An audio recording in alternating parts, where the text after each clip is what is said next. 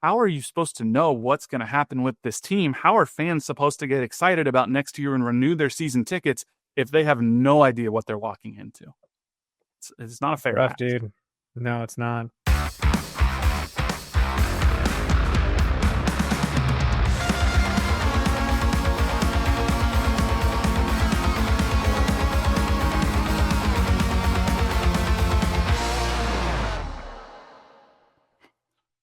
What's going on, everybody, and welcome back to another episode of No Other Pod. I'm Jimmy, along with my good buddy Dan. What's going on, my friend? Let me talk to you, dude. I'm telling you, it's a horrible week for Sporting KC soccer. Didn't want to come on here with you. Was hoping we could have a little fun in different ways. So if we could talk less soccer and more fun, I'm all about it. Yeah, it's a weird game. There was moments of hope, and then it quickly vanished, and then you're like, maybe, and then no. It's like that kombucha gif where you're like, well, no. Yeah. So we'll talk about it. But what is that? People don't like kombucha? You haven't seen this famous gif where I guess not. It's Brittany Broski. She's like a YouTube personality, and she takes a sip, and she's like, and then she goes, well, like she's thinking about it for a second, and then she's like, no, never mind. So she like goes back and forth. And so it's a no on kombucha. For her, I love kombucha. Absolutely. You were brewing your own kombucha, weren't you? Oh, we're brewing our own every week, man. Marissa's got a good brand where she's making pineapple jalapeno kombucha.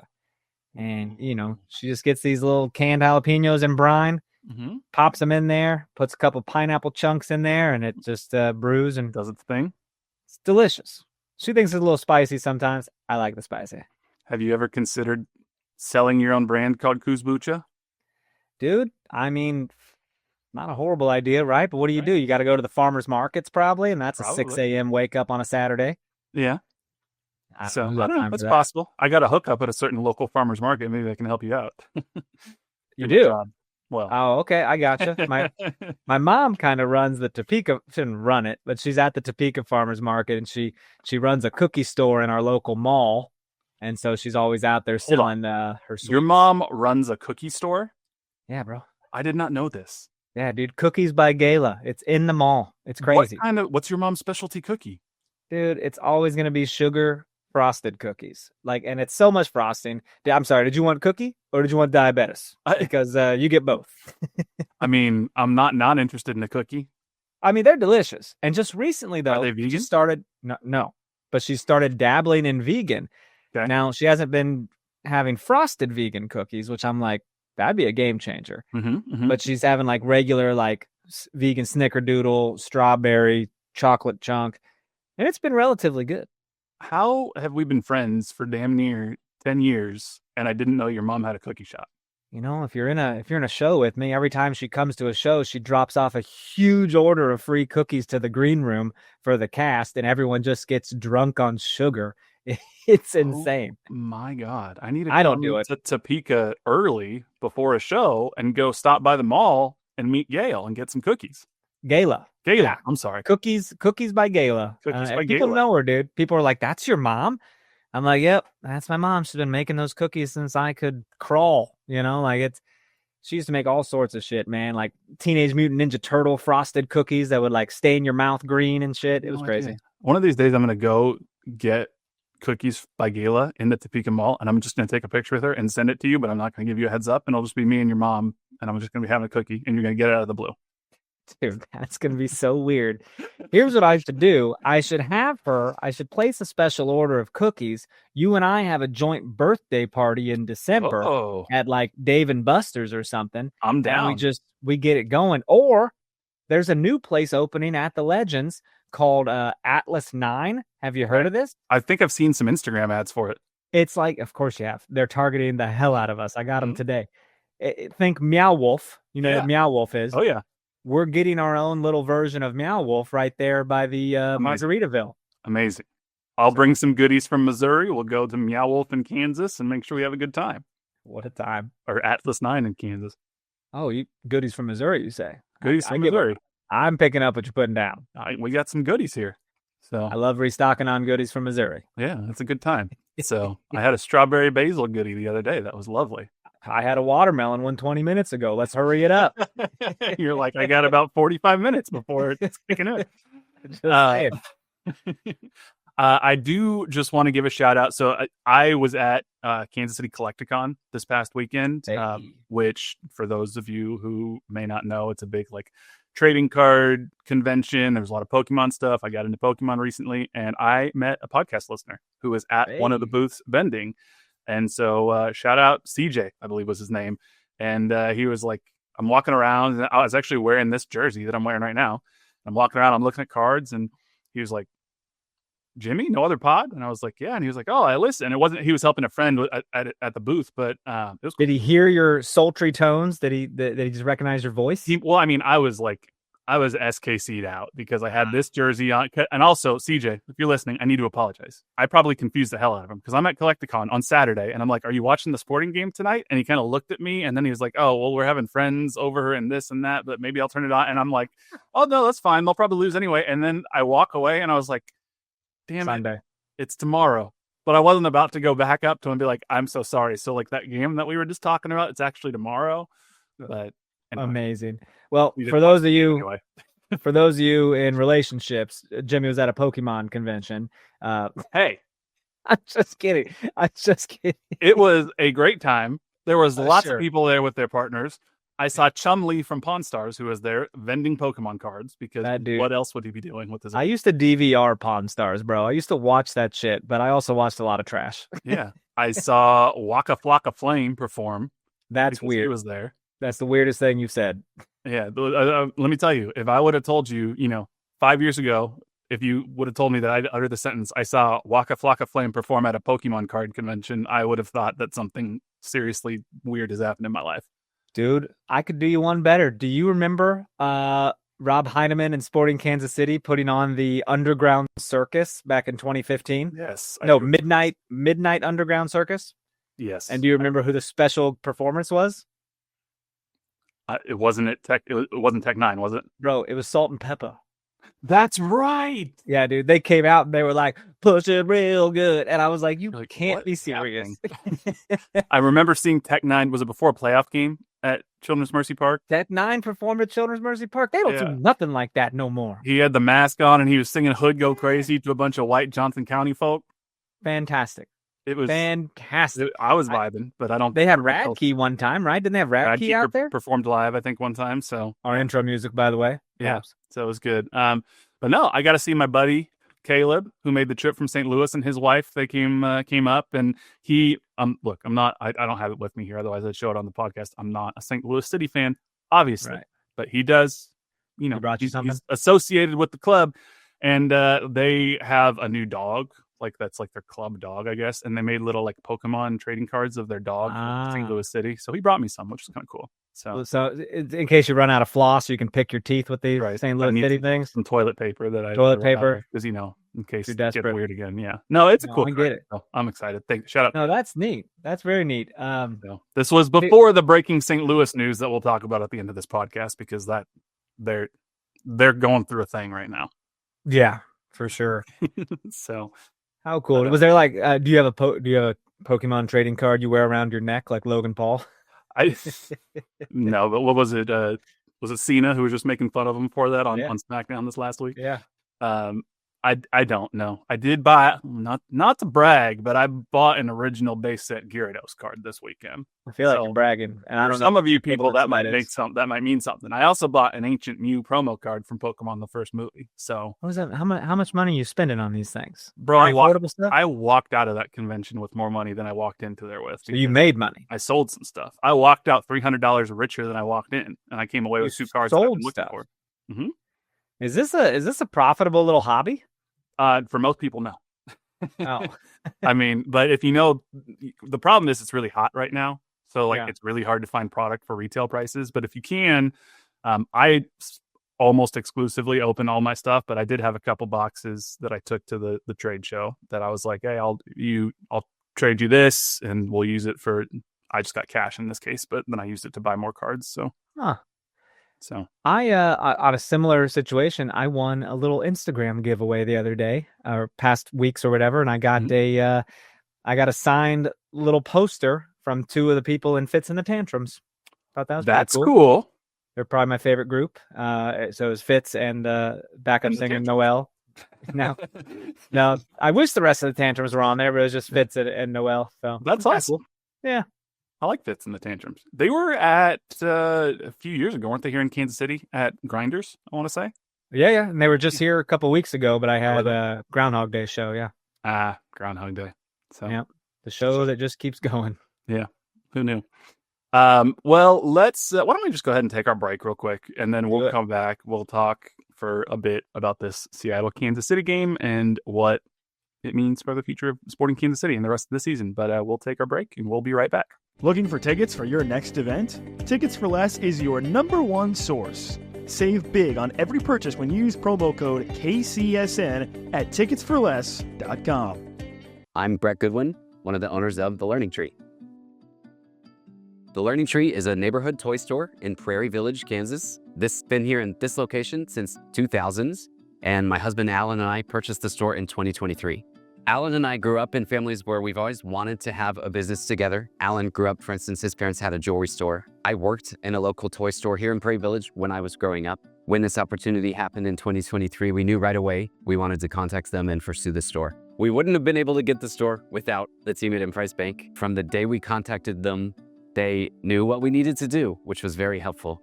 I would absolutely recommend the team at Emprise Bank to anyone looking to secure a business. We worked with Emprise from day one. They were extremely helpful. They were always great resources. We talk to them frequently.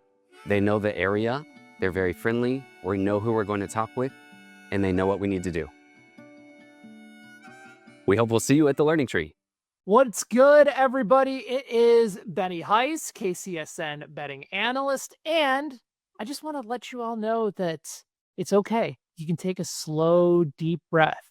Inhale and breathe out with one word: football. You feeling it? Yeah? Did you take that in? That sweet, sweet scent of grass and pigskin in? I'm ready. I hope you're ready too, because we're going to have an absolutely awesome season once again together. And especially for all of you in the state of Missouri, get your popcorn, get your phones ready, because the wait is almost over. You can taste it. It's coming, people. DraftKings Sportsbook, America's top-rated sportsbook app, is coming. You say, show me. I say state.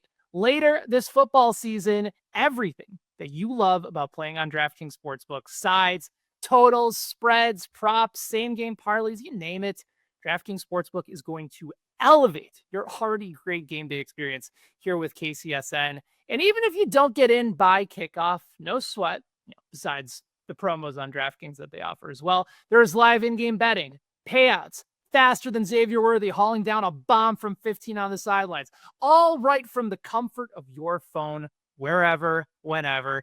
You'll be betting with a top-rated sportsbook that is safe, secure, and trusted by millions of Americans across the country. Now, here's what you do. Follow your guy. You download the DraftKings Sportsbook app. Be sure to use code KCSN as you get ready for sports betting to launch here in the state of Missouri. You're going to be the first in line for exclusive promos, can't miss offers, much, much more. It's code KCSN. That is KCSN in partnership with DraftKings Sportsbook. If you have a gambling problem, call 1-800-GAMBLER. 21 plus, physically present in Missouri. Eligibility restrictions apply. Terms at DraftKings.com/sportsbook. Subject to regulatory licensing requirements. I gotta ask you, are you watching Clash in Paris this Sunday? I will be watching Clash in Paris. I got to finish Raw from Monday because I haven't finished it yet. I'm about halfway through because it was at a weird time, and then it wasn't letting me skip the commercials for some reason, and then I fell asleep. So, but okay. I will be watching. I am sad that Stephanie Vaquer is no longer going to be wrestling at Clash in Paris. That kind of sucks.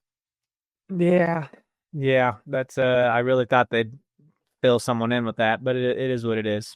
Yeah. If it were, a week later, I maybe could have tried to go to Clash in Paris while I'm at my brother's wedding. But dude, is that in a week? Yeah, I leave. I leave 2 weeks from. Oh my gosh, are we still doing the podcast? We're gonna have to talk about that. I just realized going on hiatus because Bonjour Jimmy is going. We'll get Chris to fill in or something. We'll figure it out. We'll figure it out. Hell, maybe I'll just interview Kyrie Shelton again. That's what I do. That was one of our better episodes. You say our, like I wasn't shitting my pants. I wasn't there, and you did it yourself, and it was great. I know. It wasn't bad. It was fun. Carried an interview all on your own. It was awesome. That's true. Go back and listen to it, folks. It was good. I mean, hey, honestly, I think all of our interviews still hold up because we're not generally talking that much about like, oh, tell me what happened when you made this pass in this past week's game. We're getting to know the players. So, you could go back to our archives and listen to some of our interviews, and I think they still hold up. So we need to have a player on that likes wrestling. Is that so hard to ask? Like someone has to like wrestling, right? Yeah, I should just start asking in post game, like when I'm in the locker room after the game, be like, and Daniel, what are your thoughts on the upcoming Intercontinental Championship match between Dominic Mysterio and AJ Styles? He's like, shut up, I don't know. Daniel Shallowy, are you a Dominic Mysterio fan? Daniel Shallowy, if I raise my finger with one into the sky, do you know what I'm referencing? Daniel Shallowy, tribal chief. Is it yeet or no yeet? I don't know why we've made Daniel the wrestling fan. I don't know. Oh, I'd love it if he was. Let's talk about this Seattle game here. And sure. we went and into gave us no respect. They rotated. They rotated the hell out of this team. I mean, they had Christian Roldan in there, but Stephen Fry. But I mean, like they really, really rotated their roster. They had no Jesus Ferreira, no Nuhu, no Alex Roldan, no Rothrock, no Obed Vargas, no De La Vega. I mean, like no Jackson Reagan. Like this was not Seattle's A team. This was the B team for sure, with Roldan in there to be the captain. And they were just coming off, what was it, a Leagues Cup game in the midweek, I think. And so they rotated, and Sporting, I'm not going to say that this was our strongest 11 because obviously we're missing a DP with no Manu Garcia, but this is also pretty much the team at this point. I mean, this isn't far off from the strongest 11 for Sporting Kansas City. And no, they went back to the 4-4-2 with Toy and Jovic, and I thought maybe there was hope. And then we kicked the ball off, and Santiago Munoz just pulled a guy down. Did you see the kickoff where the guy's running past him and he grabs the dude's arm? Yeah. And then not like 26 seconds later, they're streaming down the side and have a clear chance on goal. Mm-hmm. And the guy ends up like sliding his studs into John Polskamp's chest, and John just dusts himself off and gets up. Yeah. Santi is honestly a little lucky that he didn't get a foul right off the bat, because he literally just like straight up grabs the dude and basically the guy maybe made a little bit of a meal out of it, but like if he would have been called for a foul, I would have been like, yeah, you can't do that. Any other time in the game, if someone pulls someone like that, that's normally a yellow card, if I'm being honest. Yeah. So can you imagine a yellow card in 0.3 seconds? Been the fastest yellow of all time. I will say I missed a lot of the pregame stuff, and I wasn't on social before, so I turned this game on right as it was kicking off, and I'm sitting there for a minute, and I'm like, who is this bald-headed dude in the back line? Zoltan Borat. And then he turns, and I'm like, 15? I was like, no, that can't be 15, because that's Jansen. And Jansen doesn't have a cue ball head like that. And I was like, did Jansen shave his head or did he bleach his head? And I can't tell the difference. And then they showed a close up, and sure enough, Jansen went, with the Aurelian Collin Botan Borat look. Dude. And it was I didn't expect it. I don't know if he lost a bet or what's going on. When white guys shave their heads and it looks all wrinkly like that, it looks like shaved cats. Like how big a big white cat is shaved. Better than I thought you were going to say. Skinned. I'm just saying, it's not many guys look good bald. And hey, Jansen, when they showed him close up, I was like, you know what? I see the vision. It doesn't look bad. I mean, it doesn't look that sunscreen on there. Yeah, true. If I shaved my head, I'd look weird as hell. I'd look like a goddamn alien, because my head, I know, is shaped weird. I already got a weird long head, so it's I got a lot of moles, bro. But I think, was Jansen kind of thinning in the hair a little bit? I mean, I don't know. Okay, you never paid attention. I mean, he had a buzz. I just knew he had like shorter hair. So maybe he was like, you know what? I'm just gonna come on home, and he's gonna take it clean, and you know what? It's not a bad look. So if you look up pictures of him, I mean, the receding hairline is there. It's going. I mean, you can see mine kind of going here as well. It is what it is. Yeah, yeah, maybe. I mean, it could For also a young be guy. like my hairline, like it's not receding per se, but like I do have a higher hairline in some way, but also just a giant ass head. So I don't know. But hey, good for him. Maybe it makes it easier to head the ball. I don't know. As our producer said, if you have a bad hairline, then it's not a bad look. But I think it looks good. Look at this. I'm putting a link in our chat right now. This picture. Does that pull up a picture if you click that? It does. Yeah. Oh, dude, that's not the same man. I know. What is that hair? This dude has a full head of hair. His face doesn't even look the same. That's on Top Drawer Soccer. He is looking like a Elvis impersonator. Got some Teen Wolf hairline right there, man. It's pretty good. He's okay. Okay, Jansen, I see you. But honestly, I think he looks better bald. But he's gone bald again. I actually looked up some pictures, saw he was bald at Indiana for a minute. Was he? Yep. I mean, it works for him. I think it can be intimidating. So, and of course, if you go to Google Images and you search pictures, there's our No Other Pod picture with Jansen right there. Comes right up. Yeah, that's awesome. It's so good for him. Now, unfortunately, Jansen, even if he looks good as a bald man with this hairline, he did not look good in about the 7th minute. He made an absolutely misguided pass trying to go back to John Polskamp. And quite frankly, he is lucky that this didn't turn into a Seattle goal right off the bat, because the Seattle player just steals it almost right at the penalty spot, and he taps it around Polskamp. And if this touch is just slightly better, it's an open net goal, and it's 1-0 Seattle in the 7th minute. But unbelievable. I like Jansen. I still think he's got a place on this team going forward in the future. I don't think, if you look at the season as a whole compared to how he started versus now, I think he progressed some pretty quick in the first half of the season. And I don't think he's continued that progression as much in the second half of the season. I think he still is he's making rookie mistakes like this. But the defense as a whole is pretty bad. So how much can you really blame him for it? Yeah, so 100%. Pictures going back and forth. Bro, I'm telling you, you find a picture of Eddie Munster and you're like, whoa, dude, that's that hairline that he had going on back in the day. Yeah. It was a bummer though, because, if they didn't score in the 7th minute, then just 4 minutes later, Zoran Basong somehow gets a clearance off the line, but then there is a rebound, and Danny Muzovsky is able to fire it home. And about the 11th minute, it was 1-0 in the 11th minute on the road. Man, this was crazy. This was crazy for him to get his own rebound like that. Like, it got hell of a block, by the way. But shout out Zoran. Yeah, Zoran blocked that with his whole chest, right? He kind of stuck. It was like his thigh.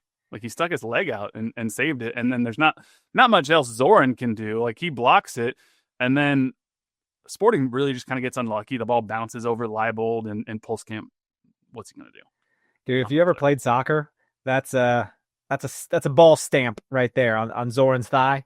Yeah, you'll wake up with the logo of the ball or the stitching of the ball on there. Yeah, not much that can be done there. It is unfortunate. What you can say, not much that can be done once the ball's rebounded that way. But if you look at the replay, there is absolutely no defenders to Polskamp's left. That entire half of the field is empty. So I don't know exactly what happened. I mean, Zoran was on the wrong side of the field. Or Leibold was nowhere to be found. It just a bad play, and part of it is because Jansen was too far up the field. So yeah, Jansen did not have a good game this game, unfortunately. It wasn't a great game. And, not everyone can have a great game all the time. No. But when you are a professional athlete, that is kind of the expectation, Yeah. But I just started thinking, man, that was a long time coming. Like, they were testing us like 20 seconds in, and then 7 minutes in, and then 11 minutes in. It's like, it is what it is. And we were lucky to pull one back at 35 minutes, man, which was the easiest goal we've had in 7 years. Man, sometimes I'm just like, can't this happen more often? Because I don't understand how sometimes stuff like that, like Mason Toy is just running, and this was just like a nice little tap in. It was at Shallowy out on the far left side. He gets sent the ball. Who makes this pass to Shallowy? It's Zoran, actually. Zoran Zoran didn't play terribly. He makes this perfectly weighted pass to Shallowy. I believe it, or is it Shallowy or Leibold? It's Tim Leibold. It's Leibold. Yeah, it's Leibold. I was just thinking left wing. It must be Shallowy, but it's Leibold. And Leibold takes it first touch off his left foot and sends a perfect pass into Mason Toye. Toye makes great runs. He finds himself in the perfect spot. I mean, Zoran did record the secondary assist, I guess. They gave it to him. Yeah. Who passed it to Tim. But what had happened? And my favorite part is when Toye's going to the corner and he's like shushing, like he's not gonna celebrate.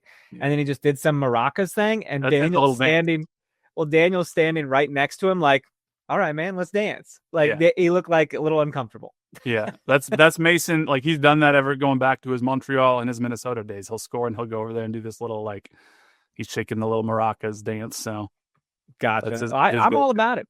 If he can score little tap-ins like that, cool, man. Like we proved that we can be successful there.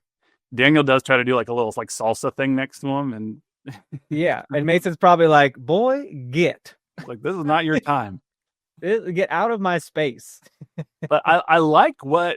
Again, do I want Mason Toye starting on, a championship caliber team? Probably not, but I like what I'm seeing from Mason Toye over these last few games. He's at least putting himself in a position to score goals more so than, or they're creating more chances with this 4-4-2 offensively than they had been before. Sure. So maybe that's something for whether it's Carey or another coach going forward to take a look at and say, hey, with Jovic, maybe if you have another player with him, and that's kind of what happened when he was with the Galaxy. He had Ricky Puig underneath him, but he also had Gabriel Peck. Like, it wasn't just Jovic. He had quality players around him that helped free him up. And so if you can get quality players around him again, he's still that guy. So, oh yeah. And at this point, I'm thinking, cool, man. We're getting in. We're going half, 1-1. This feels get to the half tide. Get to halftime. That's pretty easy. And 2 minutes to stop. No, dude. All you got to weather. Not at all. Let's target the man without hair and give a brilliant header to a guy. Like 2-1 at the half. It's crazy. Yeah. And this is just Jansen again. I think this was at the point when I texted you and I was like, Jansen's not having a good game. He just he doesn't track the runner all that well. He's late, and it's a good ball by Seattle, and it's Danny Musovski again who had a hat trick in this game, and it's a good header, but you can't leave a player that wide open with that free of a header within, less than 10 yards to the goal. It's just not fair to the keeper. So once that happens, it's game over. And when it was 2-1, Seattle headed into the half, that's when I got worried. 1-1, I would have been like, maybe we can muck up this game and get a draw. Not that would have really helped us all that much, but 2-1 at the half on the road in Seattle, that's not good. And then I'm thinking, okay, well, maybe we'll come out strong second half. Maybe we'll come out feeling good, a little spark. No, not even 5 minutes in, they score again. Dude, set piece stuff, header stuff. How are we struggling? I don't understand. Danny Musovski, again, hat trick. Hit the first 3 goals for Seattle. And he just basically muscles his way past Jake Davis. Is he a regular player? Like, does he play all the time? He doesn't. I don't know that he. Let me look. Hold on. Let's I'm not sure because they kept mentioning supplemental roster this year. I mean, so far he's made 24 appearances and he's started 14 games. Okay, but he's not a regular starter. But he has started 13 goals or scored 13 goals for Seattle. So, gotcha. He is their leading goal scorer along with Albert Rusnak, Jordan Morris. But there's no Jordan Morris, there's no Albert Rusnak, no Paul Rothrock, no De La Vega, no Jesus Ferreira. Really, their only scorer that they had, their only top 6 scorer was Danny Musovski. The one guy you knew he's basically their only goal scorer, scores 3 goals in the first 50 minutes of the game on you. You can't let that happen. It's crazy. It's absolutely crazy. Unacceptable defense. So, before we finish this game out real quick, you wanna take our break here, and then we'll come back, finish this game off, and we'll talk more about what this means. Cool. So, all right, we'll take our second break. We'll be right back.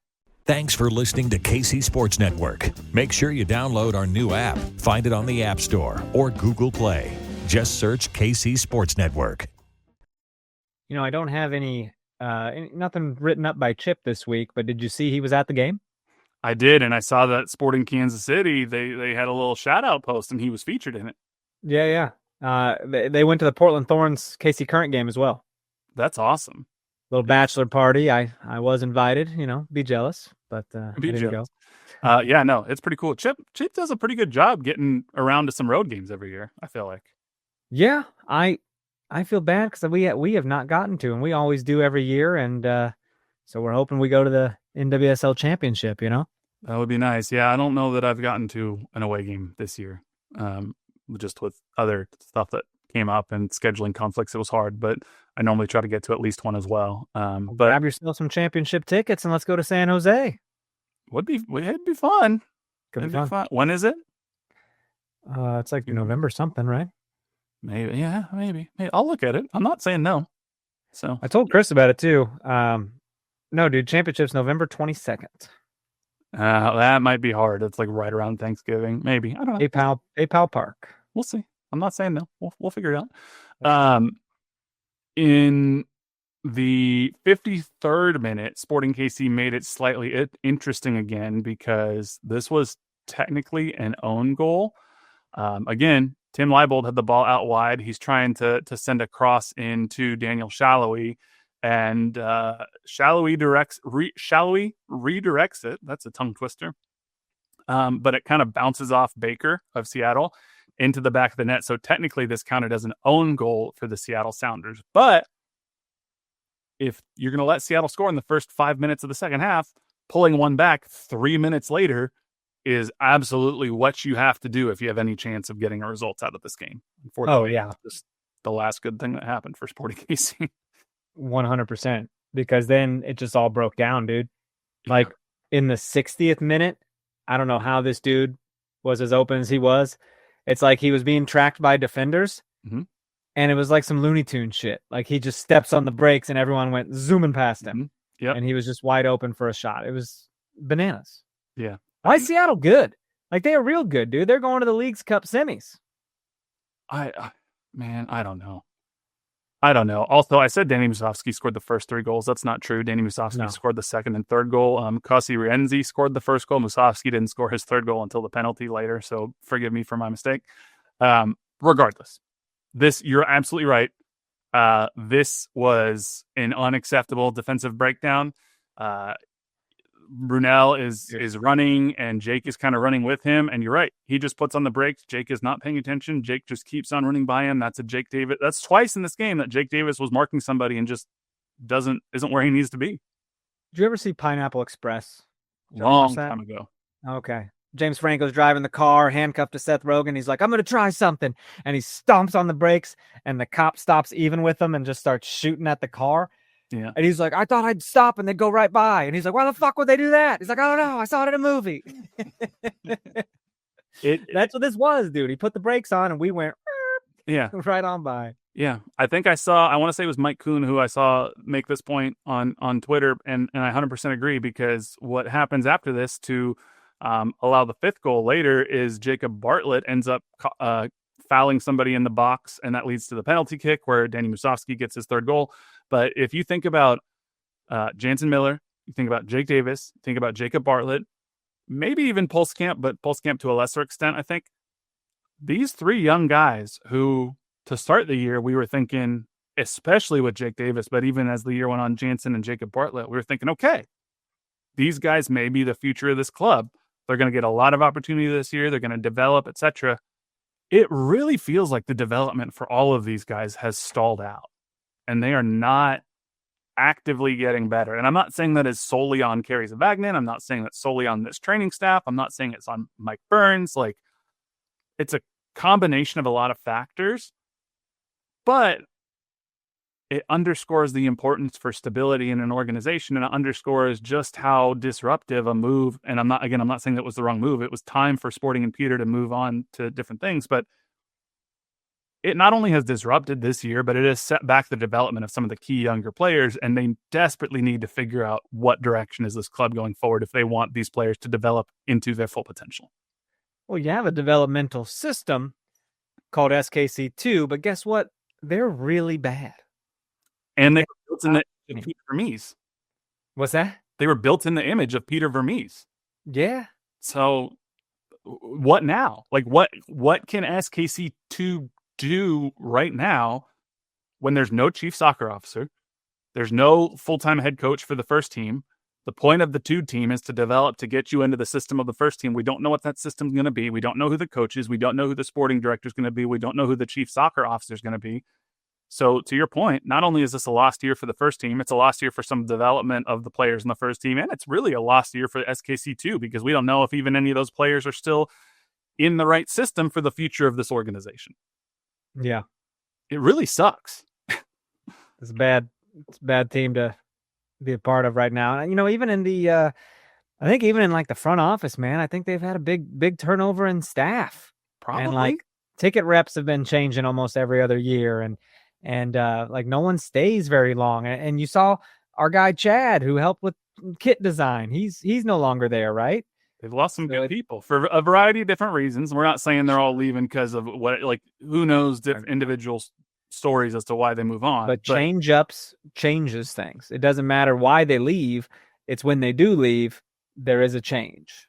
And I have talked to multiple current and former season ticket members. I'm sure you've done the same. I've talked to current season ticket members who are like, yeah, I got season tickets, but man, like I've been to like 3 games this year because it's just not worth my time to figure out how to get there. So I don't know if I'm going to renew next year, because why would I renew if I can only make it to 3 games and I can't resell my tickets?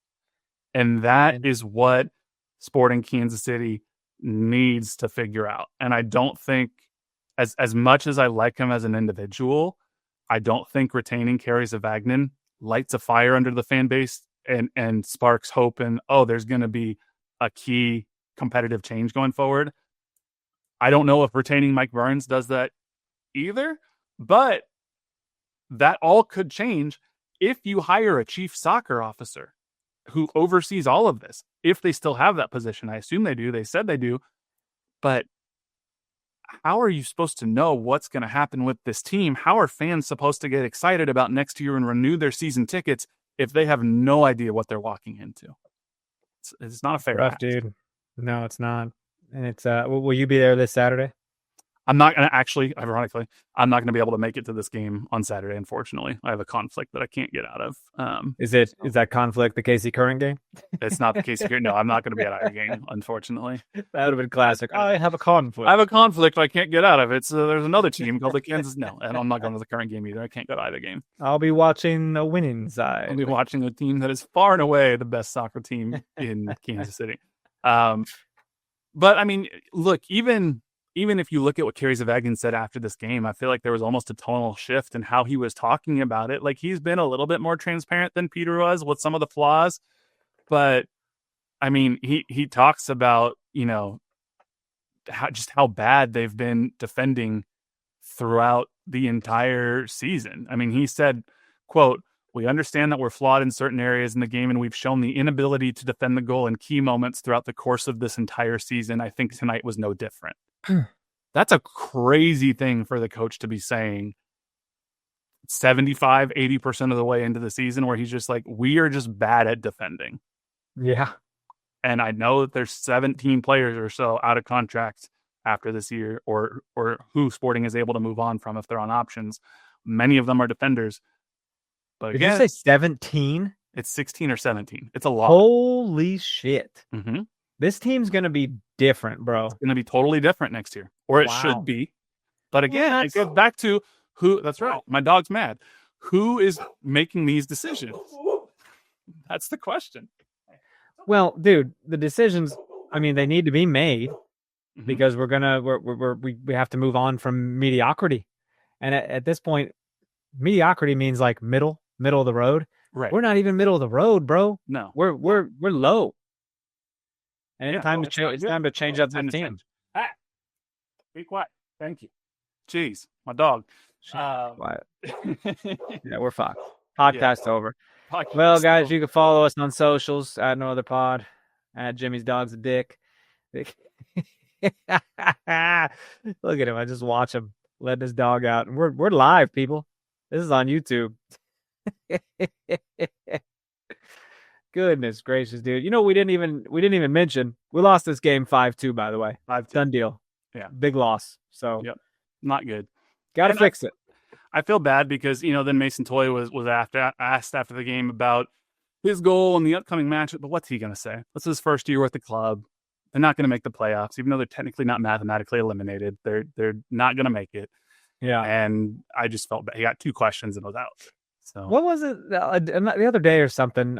Someone asked Kerry Zavagnin like if he's still wanting like the head coach job or something. And I'm like, what a horrible thing to ask. And I don't know if that was Daniel Sperry. I don't know or that question. I don't remember. Or the other guy who's there all the time. Who's the other guy that's there all the time? So there's Sperry, there's Chad, there's Chad. Robert Russert is there, Thad is there. Thad, there it is, Thad. I was like, it's kind of like Chad, but with a. It doesn't sound like any of those people would ask that question though. I don't know. I'll have to go back and find it. Someone did, I think. And could you imagine if Kerry was just like, you know what? Nah, I don't want that. I don't think I do. He's just like, I'd rather not. he's always going to say the right thing. Of course. But I mean, it's almost like a test. We ask these questions to be like, deal with this, head coach man. Yeah. 7 games left in the season. 11 points out of the playoffs. It's not happening. And you're up a game now. So Austin has a game in hand. Playoffs aren't happening, even if we're not mathematically eliminated. It's a virtual impossibility. So now Sporting moves on to face Colorado, who coincidentally is the last team that Sporting has beat in the MLS season on the 4th of July. And Colorado is coming off an embarrassing 3-0 loss to Dejan Jovic's former team, the LA Galaxy.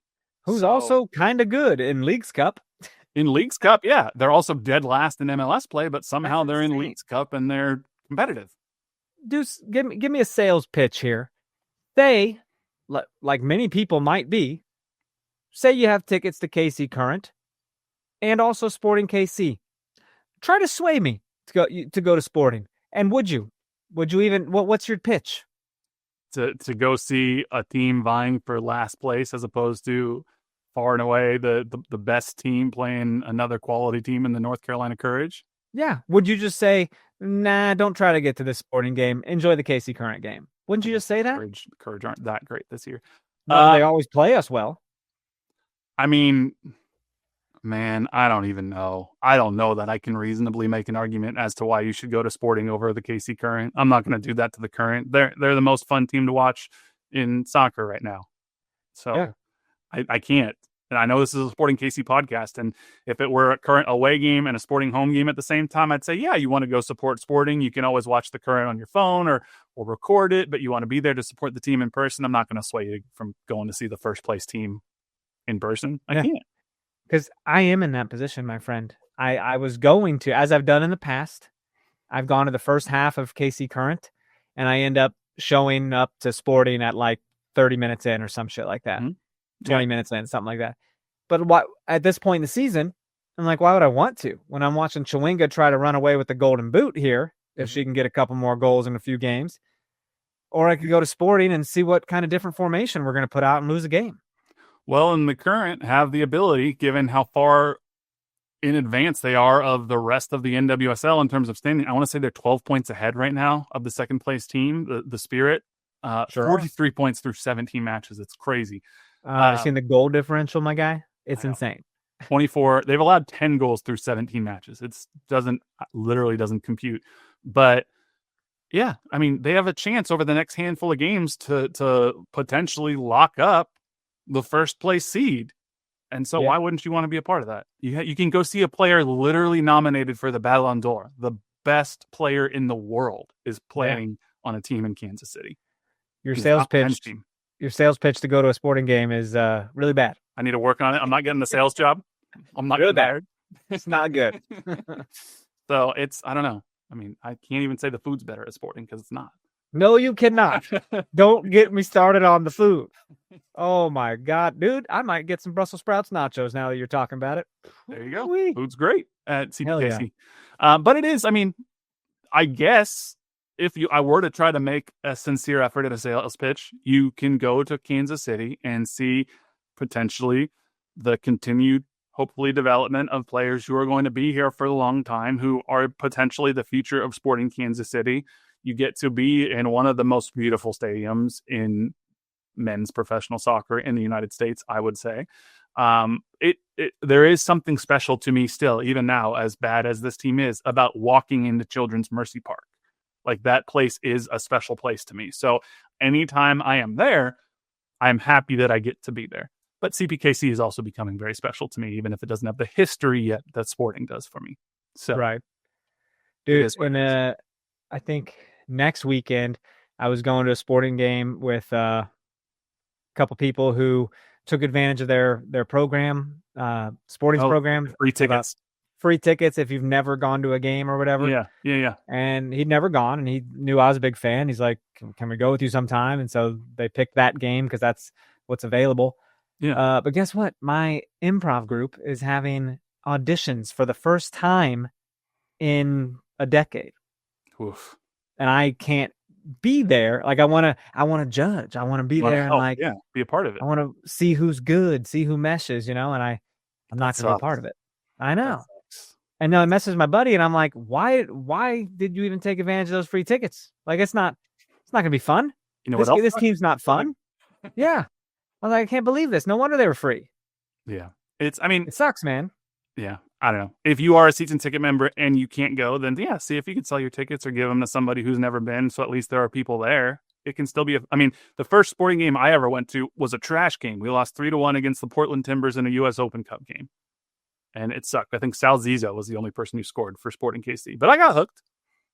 So it's possible, but this team needs some direction and badly. I do think they have a chance at beating Colorado this weekend, but is it a given? By no means. Not even in the slightest. It's just tough, man. I don't know. I'll be excited next week, but 'cause I haven't been there in a bit, I was busy all damn summer, it feels like. So I am excited to get back out there and watch a game. Yeah, for sure. I do want to give a shout out to Zoran Basong. He's been selected to the roster for the Canadian men's national team for the friendly matches in the upcoming September international window. They will be facing Romania on September 5th and Wales on September 9th. So shout out Zoran. Means he's going to miss, I want to say, one Sporting game at least. Yeah, he's going to miss the Austin game. That's on September 7th. So 2 games from now. But good for him, man. I mean, you to represent your country. It's not he's the only one from Sporting who's really getting international call-ups right now. So 100%. Elsewhere this week, tonight, there's more Leagues Cup. Miami's taking on Orlando, and the LA Galaxy are taking on Seattle. So those are 2 interesting games that you're going to want to watch because those are in the Leagues Cup semifinals. So we're going to have a all MLS final, which is crazy. I know. It's amazing. And MLS has been really good in this competition for years now. Mm-hmm. And I'm just, I'm excited for that. But, wow, forgot what I was going to say to you. I stalled out just now, just buffered. Miami-Seattle has to be the most entertaining match of these possible matches, right? That's the matchup as a neutral that you're like, if you want to just see the best soccer, it's going to be hopefully a Miami team that has Messi available and a full-strength Seattle team. 100%. So, but dude, Galaxy are getting things done. So Galaxy and Seattle could be fun. For sure. All these games are going to be fun. I do wonder how this release is going to work, by the way, because we recorded for Currently earlier this morning. So I kind of wonder if we're staggered. I wonder if we're going to be released on Thursday, maybe. Oh, if this is releasing on Wednesday, then these games are tonight. If it's released another day, then we're having a production meeting right now. I think it's best probably on air. We didn't speak like it was a certain day on the current podcast, so that could be dropped on Thursday probably. Okay, but professional Nick, take your own professional Nick. That's what we call your own professionalism, bro. That's what we call him, professional Nick. I told you, bro. I had watermelon. We're on the clock. Okay, we're almost done. I'm out. I need to get some more supplies. there's some fun games this week outside of that. I mean, supplies. It's I'm gonna call it supplies. I'm out of supplies, bro. LAFC in San Diego on Sunday night. That's gonna be. It's late here. It's a 9:45 kickoff, but that'll be a fun one. That's probably too late. This too late. Too late. Who do you think you are kicking off at 10 o'clock like this? Yeah. I'm not into it, dude. It's late. I mean, it's all West Coast, but I mean that's their marquee match of this week. So I'm a little bit frustrated. But it's all late because the other one's on the East Coast. So that really could have been way earlier. They have to make it that late because the League's Cup final is also on Sunday. So that's going to get primetime billing at like 7 p.m. Okay. So that's why they're like, oh, this game's going to be super late. So, I mean, I'm assuming that's going to be somewhere like 5, 6, 7 p.m. for us. Well, they won't try to like counter program LA and San Diego that night, you know? No. So it probably just depends on who is the host team as to, when that kicks off. So. Well, it's exciting. I think you're right though. Miami and Seattle are the ones I'd want to see in the final. Yeah. But I'd be fine with either of them because all of them have been putting in pretty good performances. It also would be hilarious if it's Orlando and the Galaxy because I don't actually like Miami or Seattle. So if they both lost, that would be funny to me. Good point. If you're going on pure hatred, I think Galaxy and Orlando would be the darlings that you'd like to see get through. And there is also a not insignificant part of me that thinks it would be really funny if the LA Galaxy won the League's Cup as the team who is also probably going to win the wooden spoon for the worst team in the league, which would also just kind of show how Mickey Mouse the League's Cup is if the literal worst team in MLS also wins the League's Cup. Doesn't really make any sense. Also to look really bad for Liga MX. Yeah. To have like the worst team beat all of your teams. Yeah. You know what? That's what I'm rooting for now. I just decided on the spot. As I don't typically root for the Galaxy to win more trophies because they're the most decorated club in the history of the league, but it would be too funny for the worst team in the league to win League's Cup. It's a hilarious storyline, man. 100%. I'm cheering for that. Although Miami Seattle would be a fun game. Real quick here before we sign off here in just a few minutes, a couple of the things that I do want to note. We alluded to this earlier, but St. Louis City has officially parted ways with sporting director Lutz Pfannenstiel. I'm not sure if I'm saying that correctly. Sure. But they have formed, this is kicking off a new era for St. Louis City. He was their sporting director from the very, very beginning. He had people saying that he had decoded MLS in the first 5 weeks of his first season and that St. Louis was the best team in MLS ever. And clearly that hasn't gone that way. And you and I have been saying since the beginning of St. Louis that they're outperforming their metrics. It's not going to keep up. And it eventually caught up to him.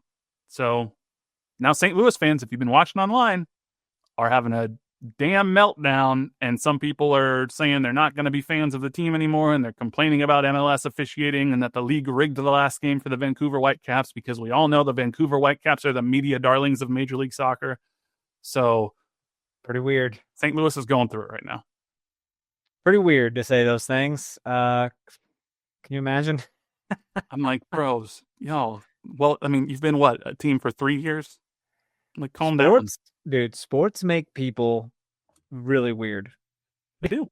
Have you noticed? It brings out the weird of the weird sometimes. I have seen so many grown-ass dudes in tears because their team lost a sports game. Yeah, bro.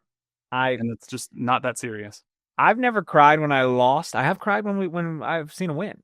Which Super Bowl? Ooh. That makes more sense to me because, especially for people in a place like Kansas City, I grew up in LA, so I don't have the same, like when the Lakers won, I'm like, oh, this is cool, but it's not the same thing.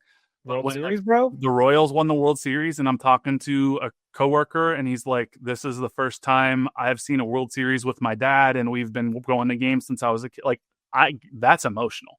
I get that. Cool. So, totally get that.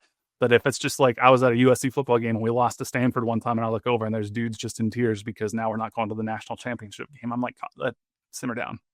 And then as you get older and you see grown men in tears over college sports, and it's like, these are kids, Right. Like, it's not that like serious. You were them, right? You realize they're just going to go out and drink later and it's going to be fine. I do think, there's a lot of things that happened in the pandemic that were perspective shifts and such, but I definitely think one of the things about sports being weird for that year or two is like them being gone for as long as they were, at least how we knew them, definitely sort of recalibrated where sports are for me. I'm still a huge sports fan. Obviously, I do this podcast. I watch all the games and such, but I never cried about sports. But like when I was in college, if USC lost a game, I'd be grumpy about it. And it would kind of like mess with my next handful of days. Oh yeah. Now I used to take in all the KU basketball media. I read all the articles, watched all the interviews, listened to all the radio shows, and then I didn't. Just one day, I just stopped doing all that. Yeah, well, KU basketball just hired former USC basketball coach Tony Bland as an assistant, and we all know that's good because he is a literal criminal who had to plead guilty to all sorts. Bro, we love criminals. We're big fans of that. He had to plead guilty to one count of conspiracy after admitting that he accepted a bribe from business managers and financial advisors. So, well, that's not that bad. That's fine. That's fine. He'll fit right in. It's all good. He probably paid for that. He didn't murder anybody or kick a woman. He's fine. Violent. It wasn't violent. It was just, severe cheating. But it's all good. All right. Hey, cheating, you ain't trying. Eddie Guerrero. That's right. That's right. And then real quick before we do log off, Mauricio Pochettino announced his roster for the upcoming friendlies for the international window for the U.S. men's team. There are obviously no Sporting Kansas City players on there. There are 12 MLS players. It is an interesting roster. I'm curious to see what happens. Christian Pulisic is on the roster. Tyler Adams is on the roster. Weston McKennie is not on the roster.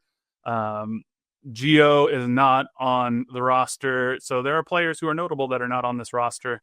But what he did say, which is very, very funny, is Pochettino went out of his way to say, we need to give MLS value because I think competing here, I think players can show that they can perform in the national team. I think it's not necessary to move from MLS to Europe because sometimes MLS, under my assessment, maybe is more competitive than some leagues in Europe. Oh, yeah. He said we have some players maybe competing in different leagues that maybe are not so competitive or in every single week compete in the same way that you compete in MLS every single week. But that's his assessment, Mm-hmm. If you play in a team in Europe, you're above the players that are in MLS. That's not the way to assess the player. So good for him. Yeah, I agree with him. And this is like there are a lot of U.S. men's national team bros on Twitter that have a player avatar as their profile picture and use a fake name like USMNT Eagle Freedom, and they are like, oh, if you're in Europe, you're the only people who should qualify for our team. And then they hired Mauricio Pochettino, who coached Tottenham Hotspur and he coached Chelsea. And they're like, great, he's going to come in and agree with us that Europe is the best. And now he's coming in and he's like, actually, not so fast. I've been there. MLS may be better. There's like a crisis of conscience for all of these like U.S. fans now that are trying to justify their hatred for MLS while also still supporting their national team coach. And it's deeply funny to me. But good for him. So I think it'll be super interesting. This is the last window, I believe, before the World Cup next year. So this is really the last chance to evaluate players. And then we have the draw in December, and we'll know who's coming to Kansas City. So, all right, fun times ahead. But I think that's really it, man. You got anything else for our good listeners? Oh yeah, Cracker Barrel reverted to their old logo. Did they really, baby? Yeah, breaking news to me. I know, it just happened like 30 minutes ago. Did it really? Oh, how did they mess that up so bad? Well, Trump fans had a problem with it, right? Of course they did. I'm just like, who gives a shit? But do you see how much power we have as people and what we're wasting it on? Like logos of old ass restaurants. Like we have the power to do so much. So funny. Oh my God. And then I think Trump actually like said something, right? Was like they need to fix the logo or some shit. Of course he did, because he's got nothing better to do with it. I mean, maybe but then his supporters came out, dude. All they have to do is focus on making weed legal in every state, everywhere. Oh my God, can you imagine? It just takes that group of people to get things done, and we could all just have a hell of a day. I don't know, man. What a weird timeline we're in. We might be in the worst. Other restaurant? What other restaurants can we get back? Didn't what? Montreal Impact do this? I want the Dixie back in Dixie Chicks. Damn it! Don't start. People want that. I don't give a shit. I don't care what your name is. I don't care because I'm not going to eat there anyways. Your old ass flank steak. I'm not interested. Nasty food, but I think I've maybe been a Cracker Barrel once, and we were driving through West Virginia to get to DC, and it was the only thing around. And so it's like an accident. It's like, I'm hungry. Up at Cracker Barrel and get pancakes that are fine. But what a time. Well, what a time. Good for you, Cracker Barrel. I guess you probably spent millions of dollars to an agency to do this, and hey, your eyes perked up when I told you. You love that news. It's so funny. I just, as a person who works in marketing, when a brand messes up that badly, that it is such a negative reaction that they then 48 hours later have to undo everything they just did. I'm like, who's getting fired? Because that should not happen. Someone lost a lot of money. That's for sure. Yeah. So anyway, on that note, good for Cracker Barrel, I guess. But thank you all so much for listening. We appreciate you all. If you have not yet left a 5-star rating and review, we would appreciate it. If you do, it really helps us get found by more people.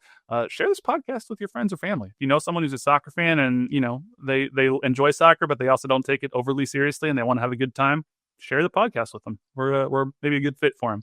But make sure you follow us on social. At NoOtherPod, at Dan Kooser, at JCMac03. Send us an email, nootherpod@gmail.com.